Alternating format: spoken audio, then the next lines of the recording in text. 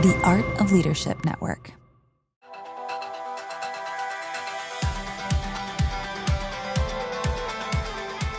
Hey leaders, welcome to the Lead Culture Podcast.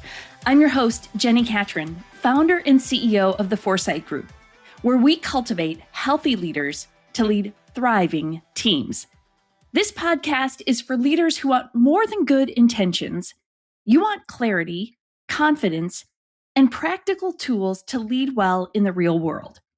Each week, I'll help you navigate the challenges of leadership and culture with insights that you can actually put into practice.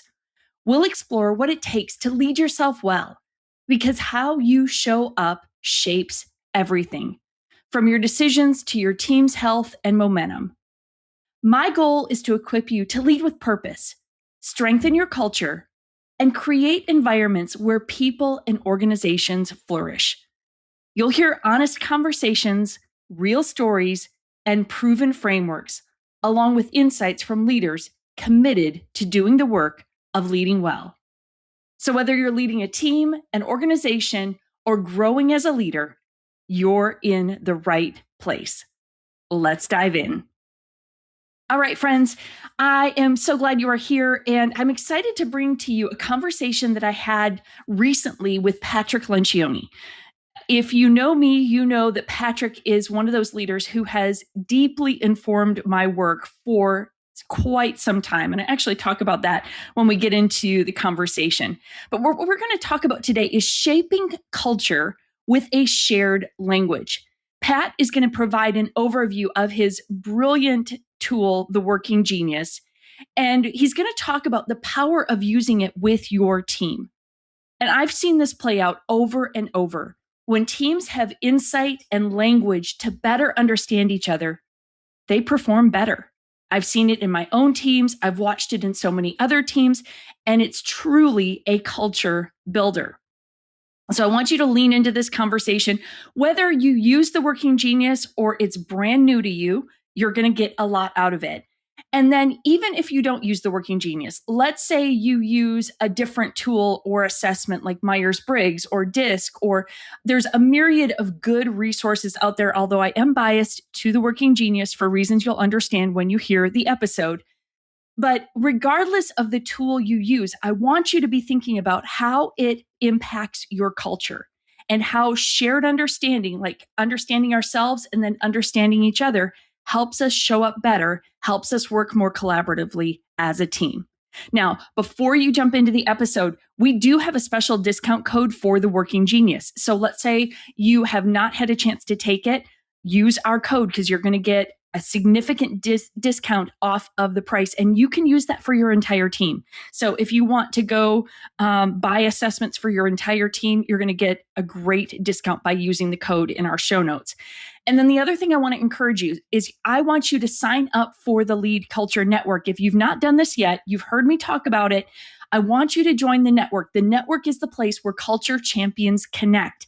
And for the month of March in 2026, we're going to be taking a deeper dive on the Working Genius and other assessment tools that help us create language that shapes culture.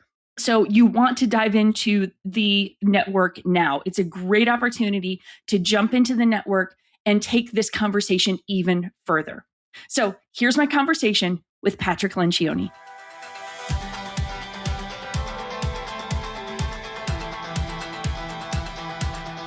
Admire and respect. You guys, when I first started discovering the power of teams and just the intentionality of building healthy organizations, Patrick Lencioni was one of the first people that I learned from and dug into. I suspect many of you are familiar with Pat and his work through the Table Group. We first connected about 13 years ago when I was writing my first book, Clout, Discover and Unleash Your God-Given Influence. And Pat, you'll remember this probably, but I had a mentor. Pat was kind of a mentor from afar. And I had learned from so much of his work. And then I had a mutual friend that introduced us. And I just bravely reached out and said, would you consider writing the foreword for this book? And Pat graciously, generously wrote the foreword. And we've just had the privilege of connecting through the years, which has been just absolutely a joy. Pat is one of the founders of the Table Group and is the pioneer of the organizational health movement. He's the author of 13 books, which have sold over 8 million copies and been translated into more than 30 languages. As president of the Table Group, Pat spends his time speaking and writing about leadership, teamwork, and organizational health, and consults with executives and their teams. Today, he's going to share with us his latest project, The Working Genius, which is the fastest growing assessment for understanding yourself and your team. So, Pat, I'm so thrilled that you're here today. Thanks for joining us and welcome. I'm going to let you take it away. We want to learn from you today. Thank you, Jenny. I remember when you asked me to do the endorsement, and I get a lot of people that ask that, but I loved that book. And I was like, this is a joy. And so I don't always say yes. Sometimes I say yes, and they're good books, and I have to write. And sometimes it's just like, oh my gosh, I can't believe I get to do this. So, well, I still it was such an honor, and you were so generous and so gracious. And so I just love that opportunity to connect with you, which has been a handful of years now. It's been a little bit, but so good. A minute, as my kids say. Right. All right, we're going to talk about Working Genius. This is the most recent thing that's come out of the Table Group and my brain as God shapes it in me. And I think I've never been as excited about anything I've worked on in terms of what we've seen it do. And I remember right when we came out with this, like before we knew what we were going to do with it, because it came out by accident. All of my stuff is just by experience.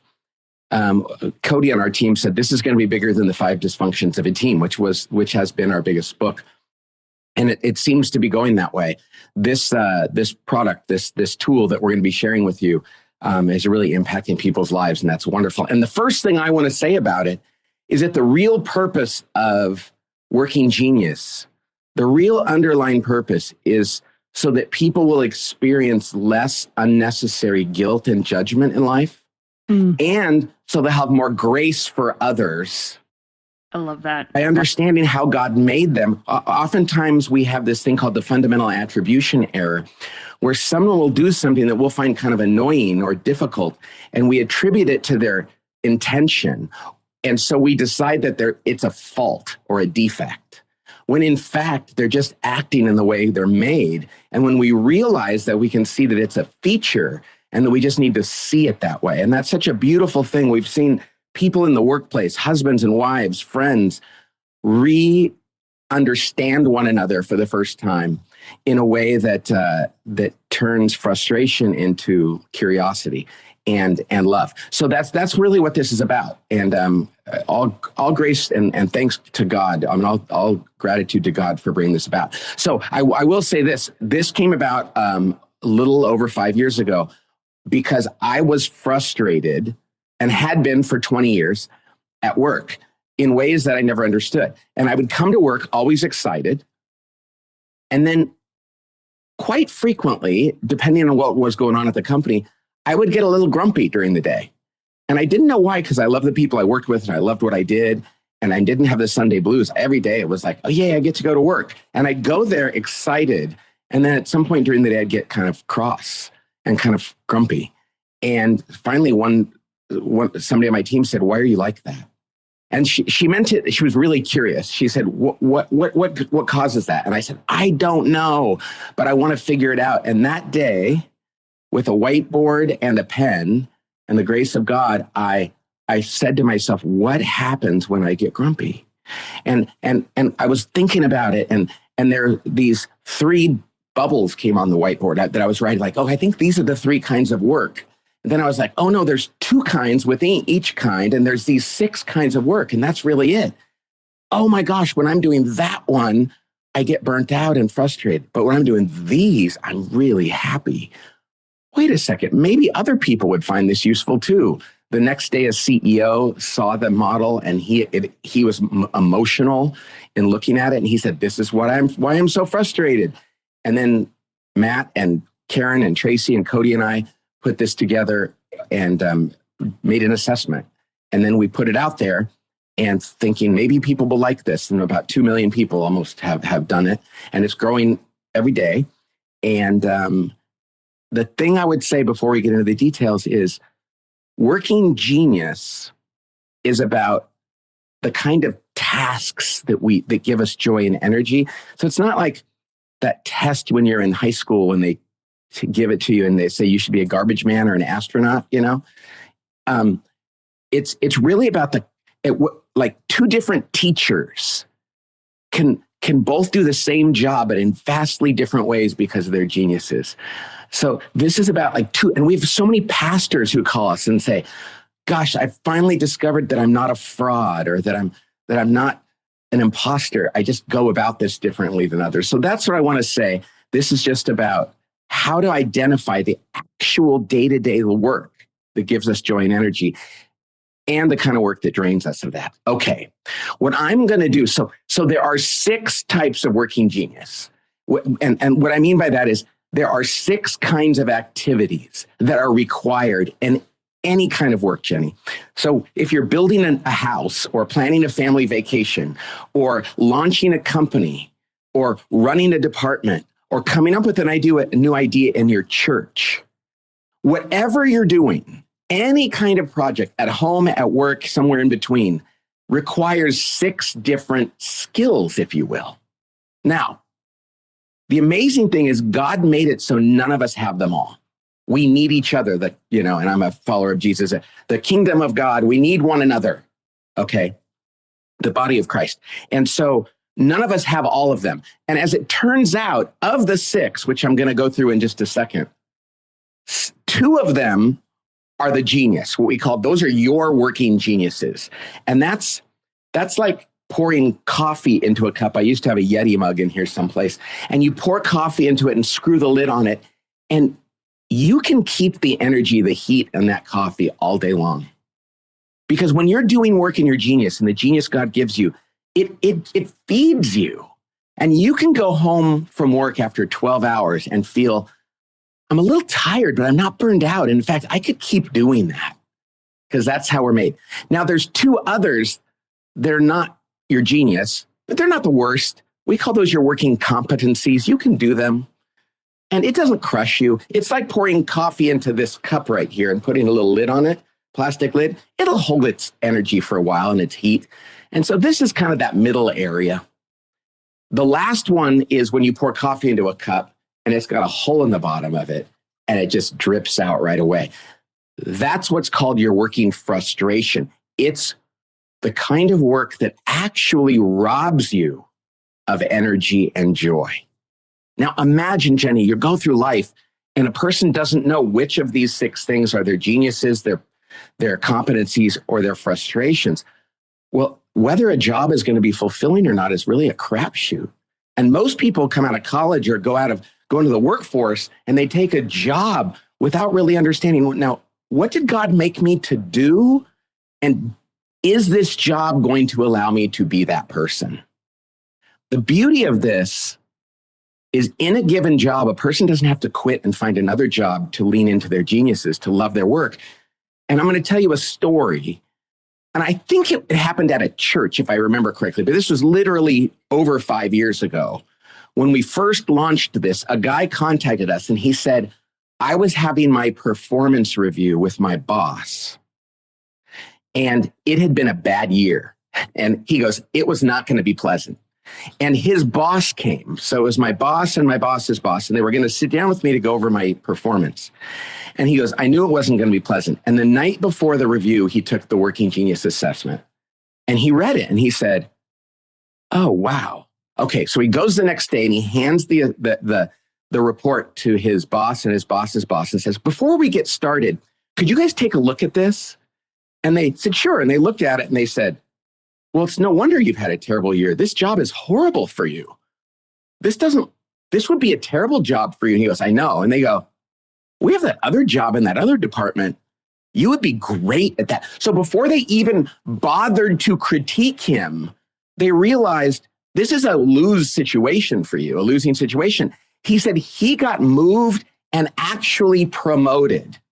Wow. Because they understood who he is and what he was meant to be, and how often people get criticized or even fired or made to feel less than because they're doing work that God didn't really intend them to do.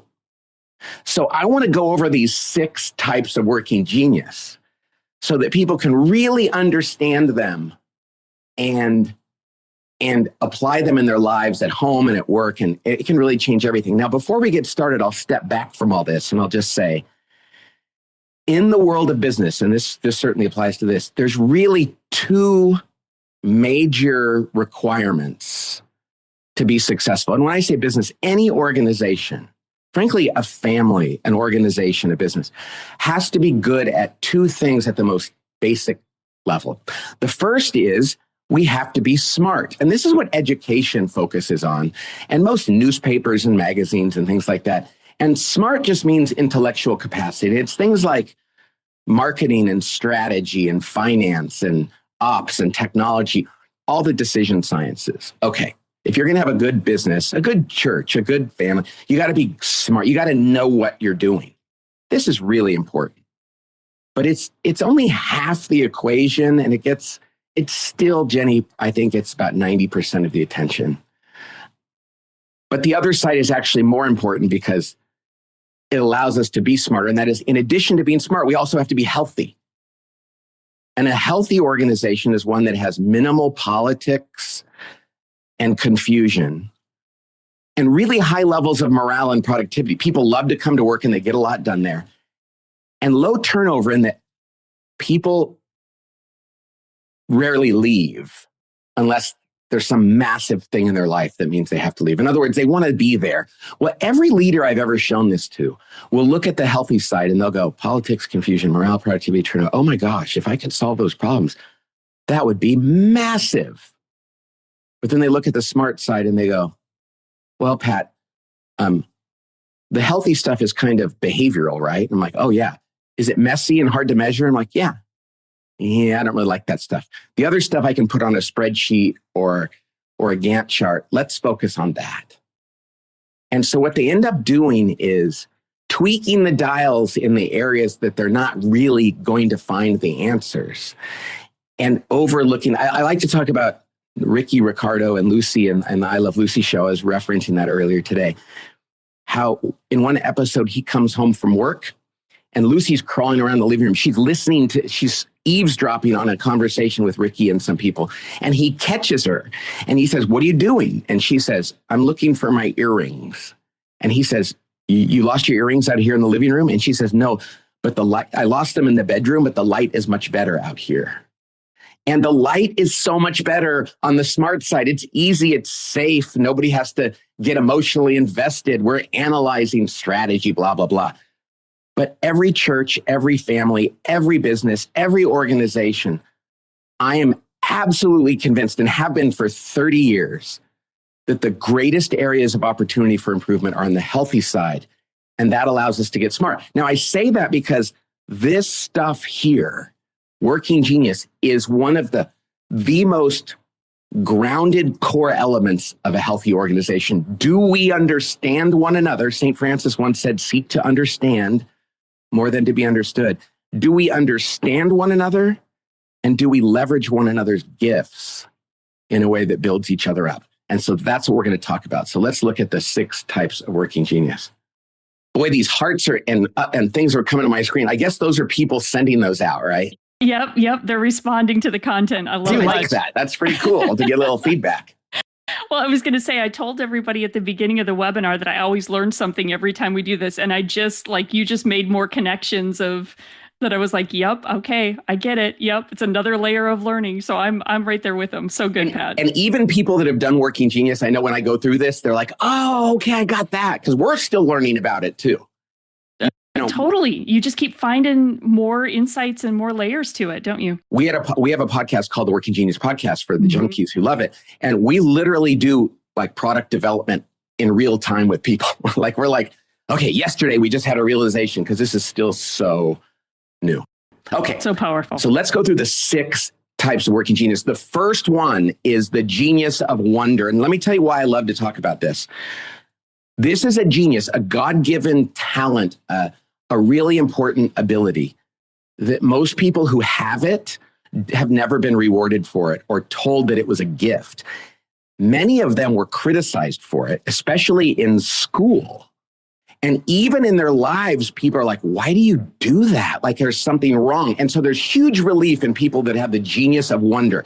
The genius of wonder is the people in life that have that ability and that desire, and they get energy out of pondering things and looking at the bigger picture and asking questions. This happens up in the clouds, but they're like, why is the world like this? Is this the best we can do? Maybe our customers would want something more. Maybe we shouldn't continue to do this the way we've done it. They're the ones that ask the big questions, and it's the first genius because everything starts with somebody wondering. Amy, my friend, turned to me one day at work and said, why are you like that? She was just curious. And that provoked me to think about that and to come up with this. And so too many people with wonder in school, they're like, why aren't you focused? What are you doing? Are you daydreaming? And they're up here and they're just like, oh, I've got so many things going up there. And there's other people that don't think like that. In fact, they don't like to sit around and ponder. And life needs ponderers and questioners and people that are up there doing that. And whether you're building a house or starting a company or running your church or launching a new product, you need the wonderers in life. And I live in a family where 2/3 of the people in my family, so that's 4 out of 6, have wonder. And for years, it kind of frustrated me because I didn't know what was going on. And now I'm like, oh, that's so cool that you're so deep and thoughtful about so many things. Okay, so that's the first genius. The next one, and my wife is the one who came up with the gears. She said these should be gears because they really fuel one another. They turn one another. Because when somebody wonders, it provokes somebody else to come along and invent something. That big question they ask, that pondering, makes somebody else go, oh, that's a good question. Let me try. When Amy said, why are you like that? I said, I don't know, but I'm going to figure it out. And I'm an inventor. That's one of mine and yours.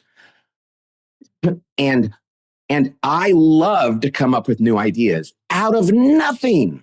Now, what's interesting about this as I say this, I always thought everyone liked to do that.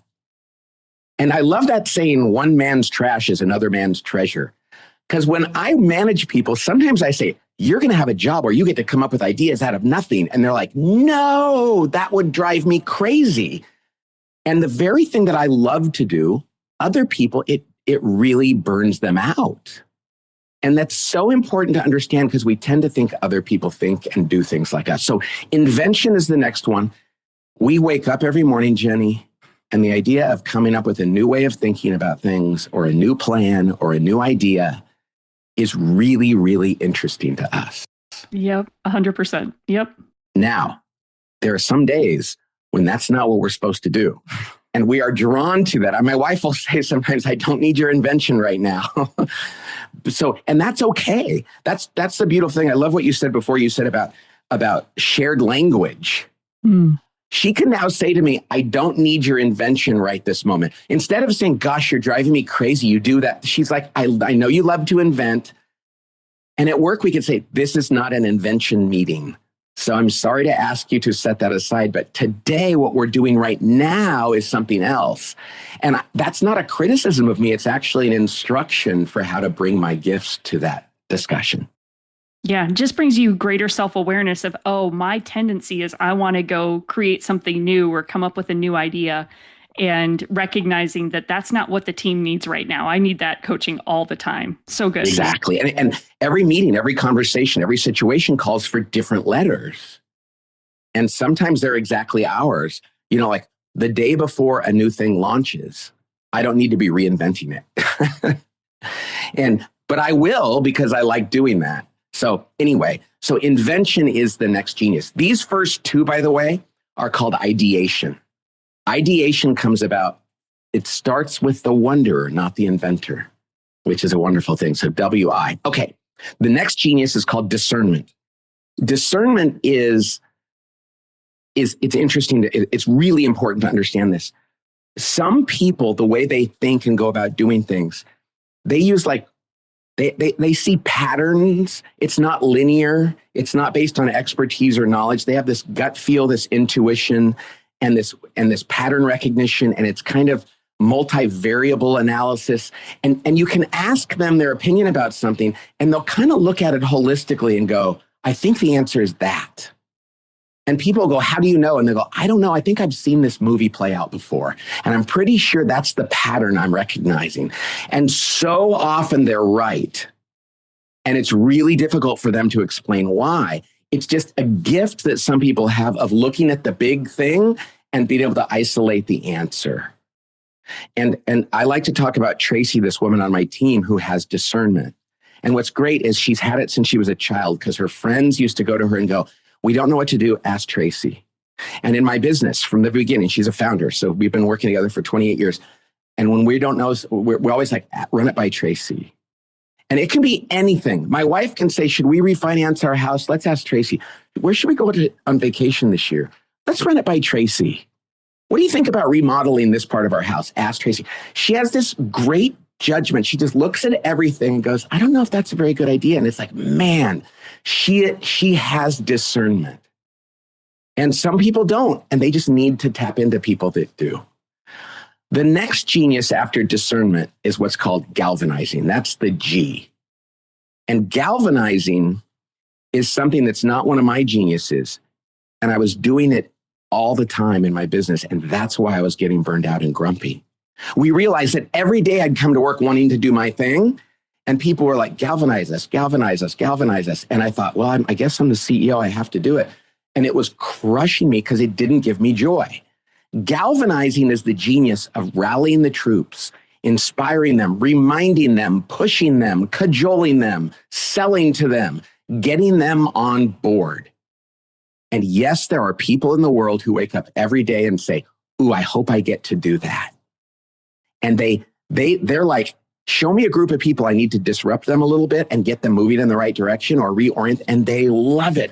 I love to herd the cats or the cattle. I love to get people going. I love to interrupt people and say, wait a second, I have a new idea. Let's go this way.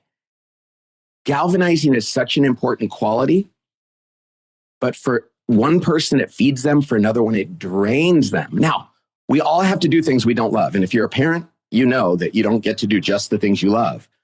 But there's no reason to go to work and organize your day and your life to lean into the things that could drive you crazy when you can tap into other people whose gifts are different.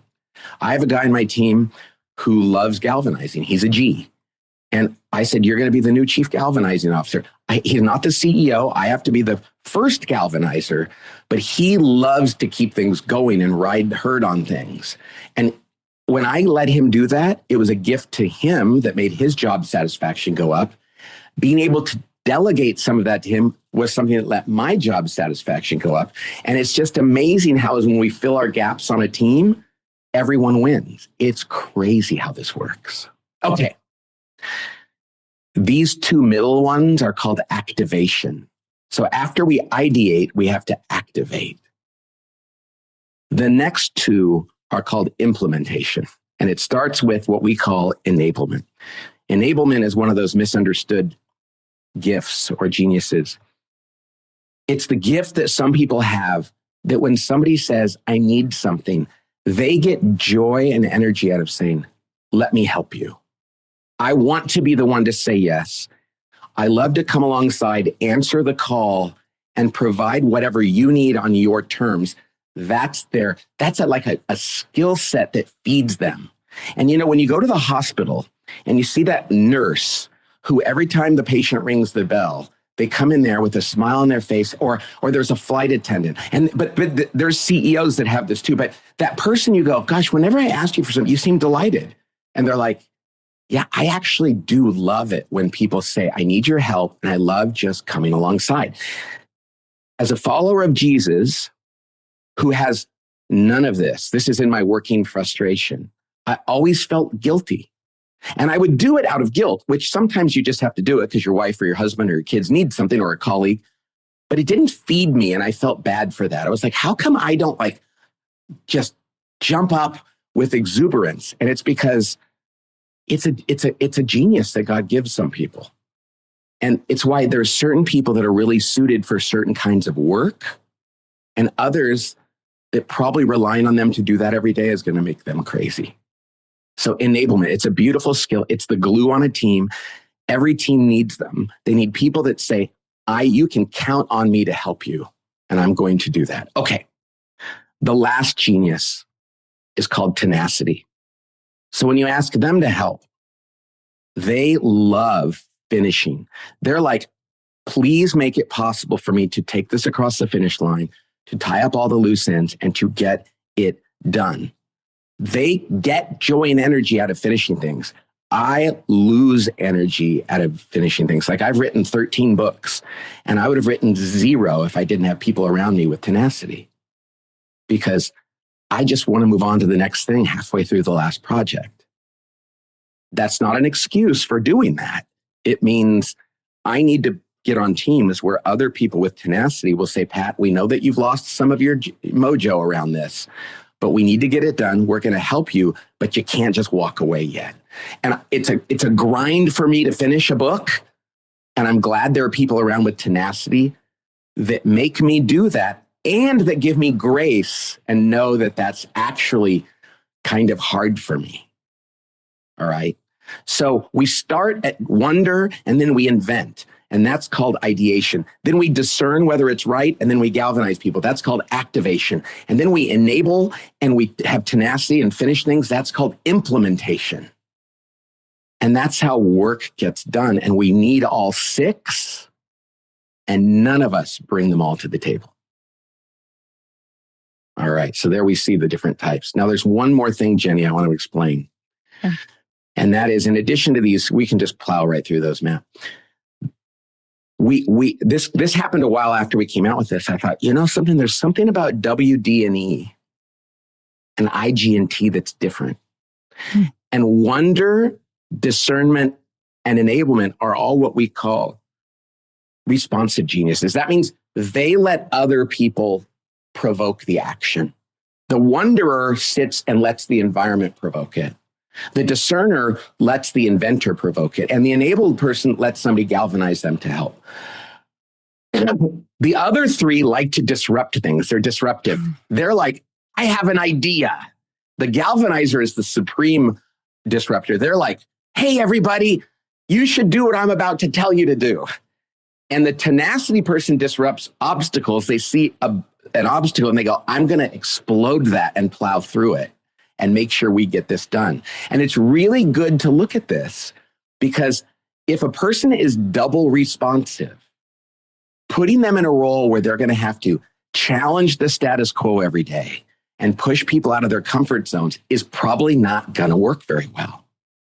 Similarly, if a person is a double disruptive, telling them that they're not supposed to challenge the status quo or they have to stay in their lanes all the time is going to be very very, very difficult for them. I was once teaching a class at Auburn University, a bunch of seniors, and I had them take the Working Genius, and then they were all getting ready to graduate and get a job. And this one guy said, I said, does anybody have a job lined up yet? And this guy raised his hand and he said, I'm going to be a cold call, door-to-door cold call sales. That's what I'm going to do.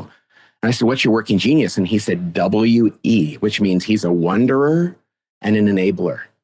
And I said, oh, buddy, I think you're going to hate that job. And he goes, I already hate it and I haven't started yet. Because the whole job was like going in and getting people to do things they didn't want. And there are people that could do, and he was like, yeah, I don't want to do it. And I said, here's the thing. Taking that job, you are not going to be really successful. You're not going to like it. You're going to lose your confidence. And though I'm a big believer in you can't have a perfect job all the time. If you have a job that's exactly the opposite of what you want to do, it is not going to be a good situation. My first job out of college, Jenny, was the #1 job in America that year. Literally, they listed like the top 10 jobs for college, and mine was #1. But it was an ET job. It was like, we're going to tell you exactly what to do, and you're going to do that, and you're going to finish it perfectly. Don't ask questions. Don't look for context. And I made good money while I got completely unhealthy and lost my confidence. And 2 years later, I left. And I thought I was smart. I was in college and they recruited me, but they never even looked at what I was really good at. They just thought, well, you're smart. We'll give you this job. And it was exactly the wrong thing for me. And looking back, I mean, by the grace of God, I learned things there. But I would probably have said, this is probably not for me. This might be the best job in the world for some people, but for me, it's probably the worst job in the world. So it makes so much sense. Yeah. Okay. Now, the one last thing I think we'd like to show people is there's this thing called a team map. I love this tool. When a team does this, you can look at their map and you can just look at the green things are where they have geniuses. The red things are where they have frustrations. And just for fun, if you look at this, my team had one inventor, it was me, and a whole bunch of people who hated inventing. So what we said is, we better protect his time because he's the only one we have. We only had one galvanizer and about half the team didn't like galvanizing. And then we only had one person with tenacity. What's interesting is we were a bunch of people that had responsive geniuses, very little disruptive ones. And that was really wearing out the people on the right side there. And so what we said is like, when we hire our next people, but they have to fit our core values, maybe we can find people that will fill in our gaps. And we did. We hired a couple of people. One guy was an IG. So I had a playmate in Invention and Cody had a playmate in Galvanizing. And then we hired Julie, who actually had tenacity as well. So it's one of those things to think about. The real thing I like people to think about is when you're hiring somebody, ask yourself which letters are probably important to have. And because like I hired an administrative assistant 9 months ago. Well, there's all different kinds of it. She's my executive assistant. And I said, I need somebody with discernment who will actually look at my life and decide on her own what I need, because I'm terrible at knowing. And then who has tenacity and she will finish things because I don't. And we actually found somebody with that, you know. So powerful. Without that, and you don't always get exactly what you want, but you can say, if she or he doesn't have this at all, if it's one of his weaknesses, his frustrations, that could probably be a problem. It just helps us avoid hiring the wrong people and making them suffer and bringing the wrong people in and making us suffer. So. Yeah. So powerful, Pat. Like just that awareness. Again, I think awareness is so powerful for us as individuals, but then as teams, that awareness of how are we wired? How are we gifted? How do our strengths play with one another? Our geniuses work together. We've had a similar dynamic of I need galvanizers around me because it's a frustration for me. And so when I have galvanizers on the team, that's just such a difference maker for us and how we work together. Yes. And you could say, okay, you're an ID, so am I. Okay, I'm pretty sure this is a good idea, but it just really drives me crazy to think I'm going to have to go up and push the ball uphill. And people are like, no, I love pushing the ball. Right. I push it every day. And they'll say, I got it, Jenny. Don't worry. I'll keep it moving. And you can just, it's like, it's a balm to you. It's like BALM balm. It's like, oh, you're going to do that? And they're like, yeah, I love doing this. Mm-hmm. Yeah, it's such a gift and so powerful. So I love that you shared a couple of those examples of even how that's played out for you guys. I was working with a team recently and we did their team map and it was the same moment of awareness of, oh, wow, we're missing a genius in one of the, in one area. And so we have to be really thoughtful about that. I think they might have had one person and we have to be really conscious of that. Yeah, go ahead and speak to that, Pat. No, it's so true. Because sometimes when you have one person with that, you will often like expel them like a virus because they will do things that nobody else does. Like, why are you doing that? Like, because I'm the only one here who does it. If I don't do this, nobody will. Well, and we learned in that group that there was one genius that was very dominant for most of the team.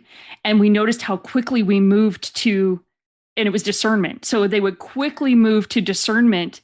And they were, they hadn't done the ideation stage. Right. So it was really eye-opening, super helpful for us in the conversations we were having. It just gave us so much awareness and more language for some of the places where they were getting stuck as a team. Hey, so Matt, this is the last slide. Can you go back to so we can see the model? And it's like the simple model. Yeah, that's great. We had a team once, Jenny, that executives, a multi-billion-dollar company, technology, had not had a new product in 10 years. Very frustrating to them. They were just selling their old stuff. They did the working genius. And there was no W at all. And people hated W. And there was only one I on the team, and he was their lawyer. So nobody in product, technology, or marketing had invention.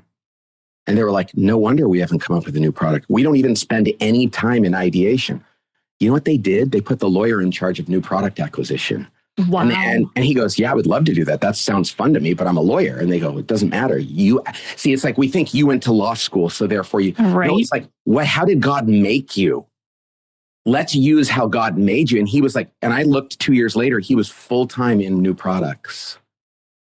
Even though he was probably sitting there going, oh, I love to invent things, but I went to law school. Maybe my grandfather and my father were lawyers. I guess this is what, and they were like, no, let's use what your skill. Yeah, that's amazing. Yeah. Because you kind of get like, down one track and you think this is what I'm supposed to do. And then you wrestle with, why am I not enjoying this? Why is this not life-giving? And again, that's why the tool is just so powerful. And Jenny, when we have people on our team that aren't working out, if they fit the culture, we should almost never get rid of them. What we need to do, we talk about this, like fitting the culture and being a good team player. That's getting the right people on the bus. Right. But then we have to get them in the right seat. Yeah. And you should never kick someone off the bus just because the seat isn't quite right for them. And when we do that, we send them out thinking they failed. And then we're like, why did we get rid of them? Oh, so I have a great story about this woman. She was in charge of sales for this medium-sized company and they loved her. She was fantastic, great cultural fit. But then the market changed. It got turned upside down and everyone loved her. Her staff loved her. The customers loved her. She always made her numbers and they had to redo their strategy of how to go to market. And so the CEO says, okay, well, you're the head of sales. Come up with a new strategy. And she was like, she tried and tried, couldn't do it. And he said, I was thinking about, I guess I have to replace her. I have to let her go. Mm. They did the Working Genius as a team. She was an ET, which means she was great at taking care of customers, whatever they needed, and her people. And she really closed the deals. She didn't have any I or D. And they borrowed a guy from marketing that had I and D. He came to one of their meetings. 4 hours later, they had a new sales strategy. And they were like, can you come to our quarterly meetings and help us with this? Of course.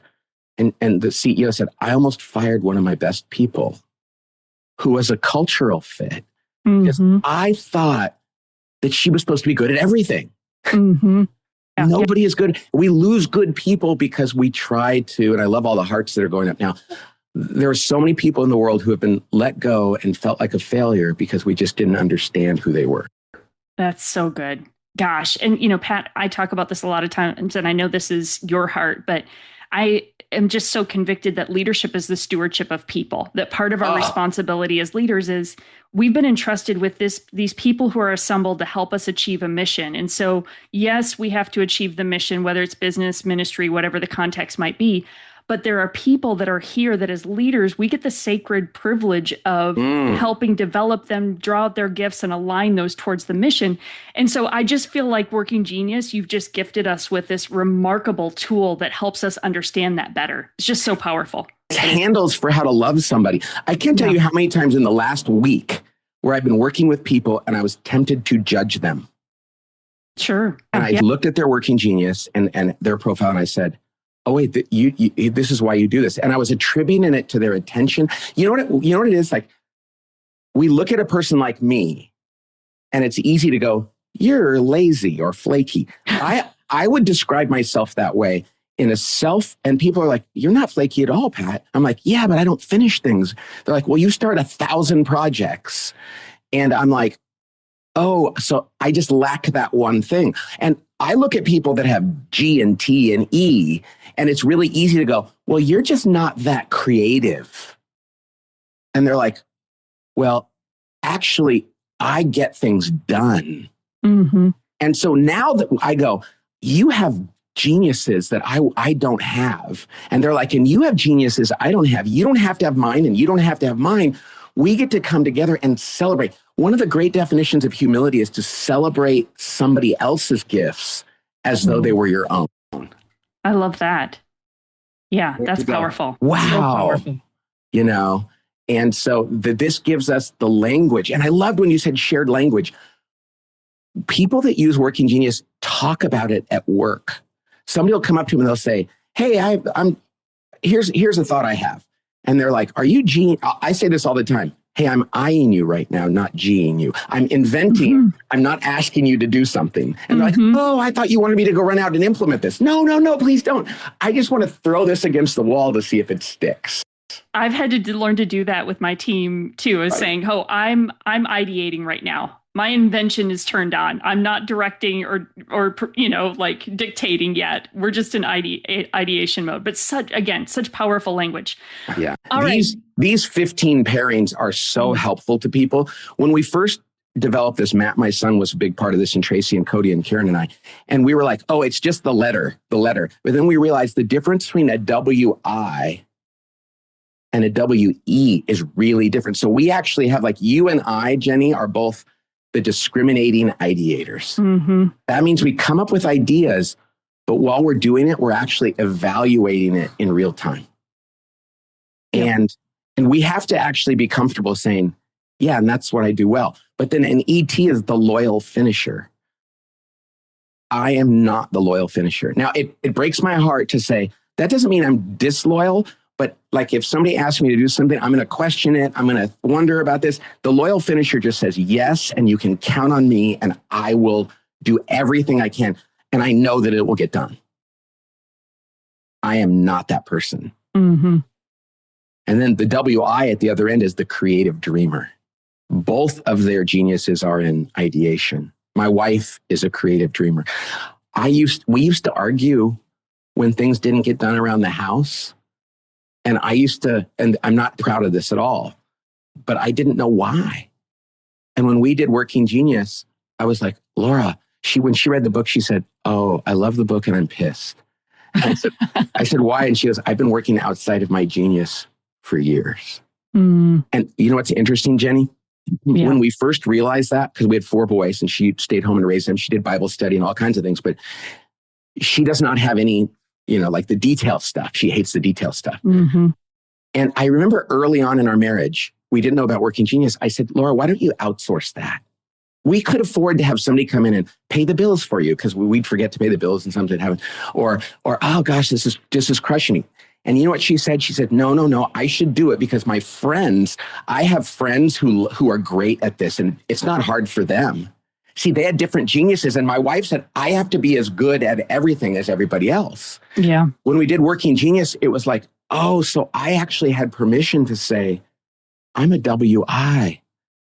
Our kids need the laundry done. We need to pay the bills, but maybe I don't have to do it. But she was so critical of herself.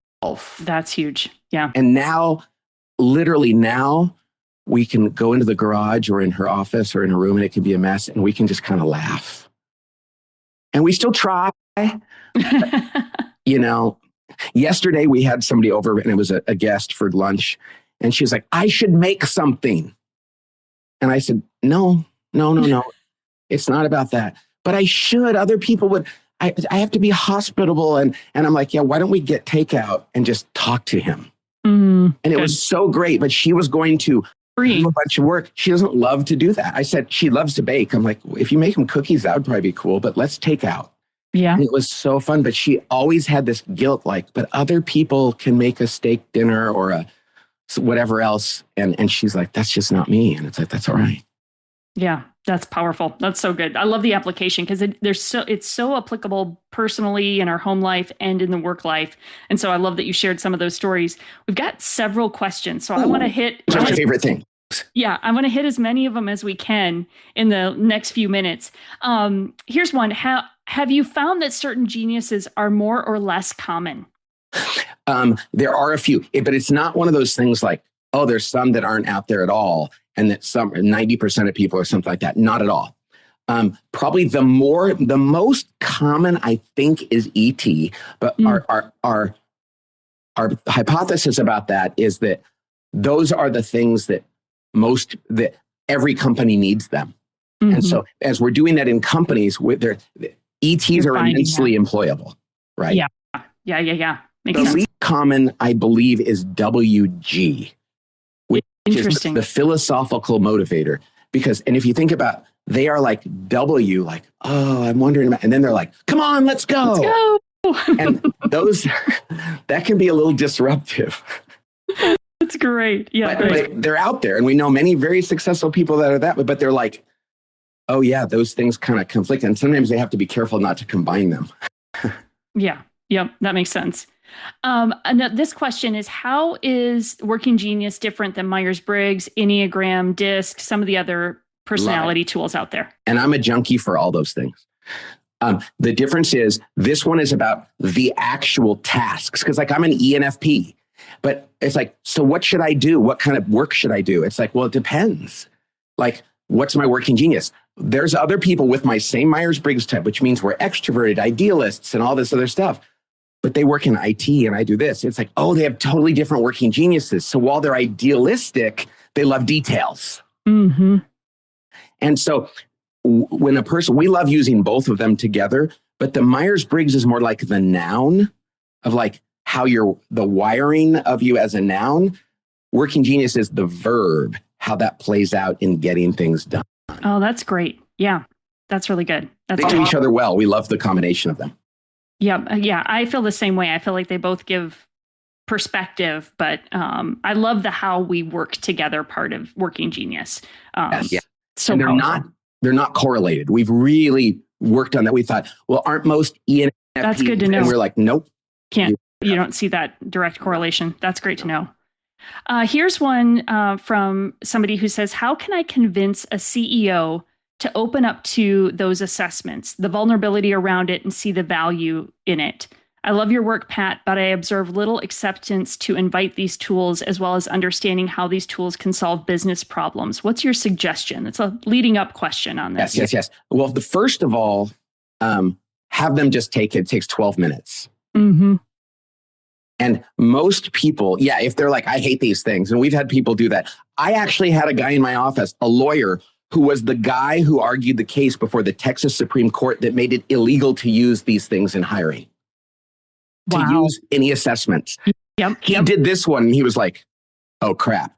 Everything he was giving people, he was like, this aligns with their working genius. Huh? So it was super practical. So I would say if you have a skeptical person, I love skeptics because when you win them over, they're great. Just go, could you take this? It takes 10 minutes. Just fill it out. I'm going to show you a report. They're going to look at it and they're going to go, oh crap.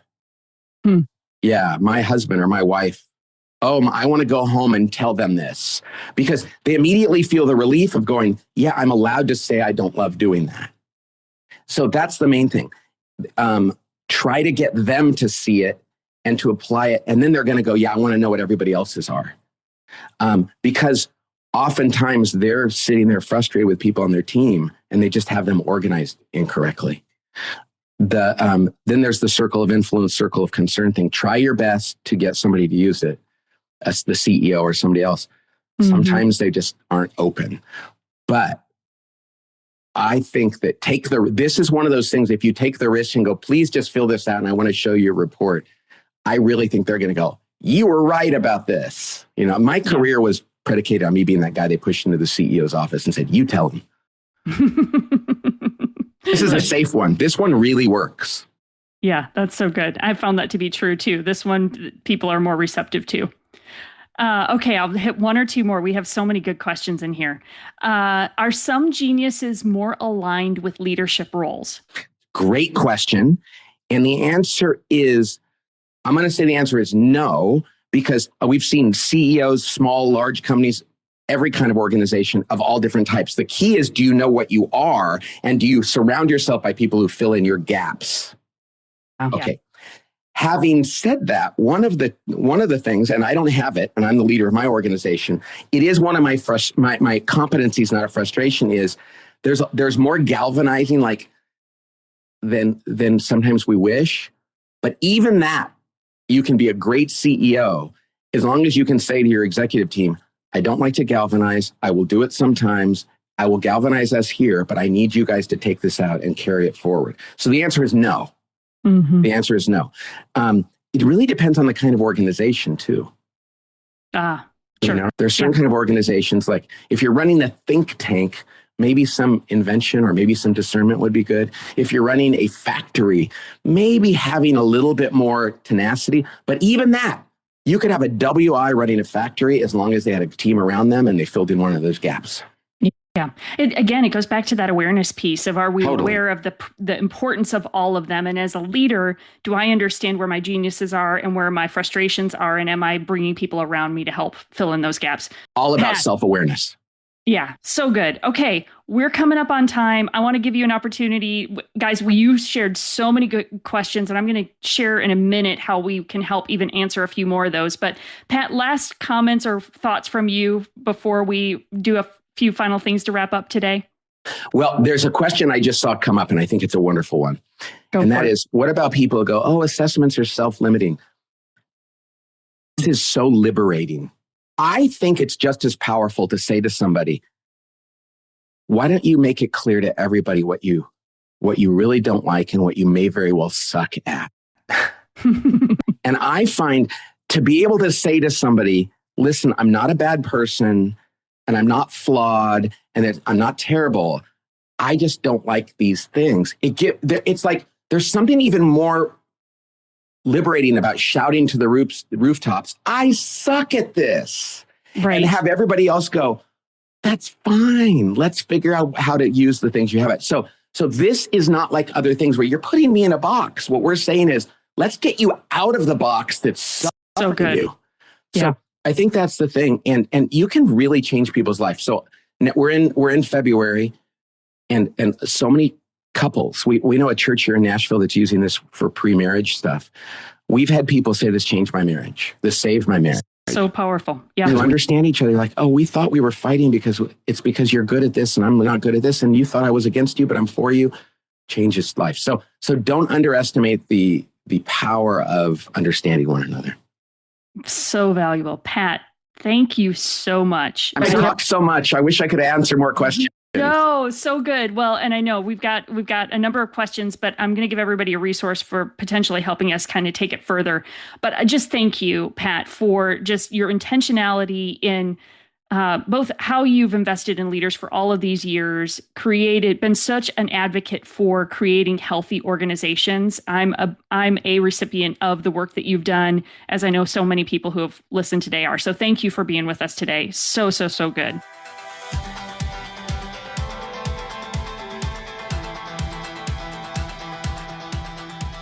All right, friends, I hope that you enjoyed that conversation. Patrick is just a wealth of insight, wisdom. Again, just one of those voices who has truly shaped organizational culture in a phenomenal way. And The Working Genius is one of his best works. So again, use our discount code to go get the assessment for yourself and for your entire team. If you're interested in having us help you unpack that, most of our Foresight coaches are certified in Working Genius. So they can help you build your team map so you can see your entire team and where their geniuses and their frustrations are. And they can walk you through a debrief call to help you understand what it means and what to do about it. They can do a workshop with your team. So there are a number of ways that we could support you in taking this conversation further. And then secondly, this is the time to sign up for the Lead Culture Network. It is the place where culture champions connect. And I do exclusive trainings every month inside the network.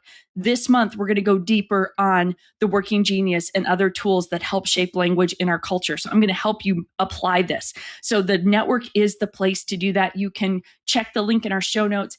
Get into the network. You guys, if you are somebody who wakes up every day thinking about culture, like you are the person that wakes up going, how's my team doing?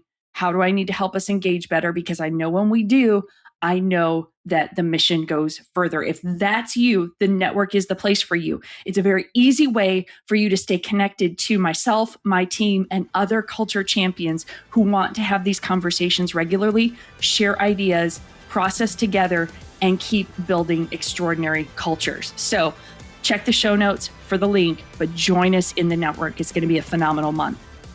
All right, friends, I am so glad you were here today. Share this with somebody, this week's episode.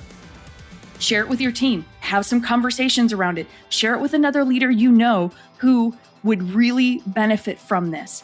And then let us know how we're doing. Share a review with us. Give us that 5-star review. Tell us we're doing great. Tell us what we can do better. We want to hear from you and keep learning and growing together. So thanks for listening today.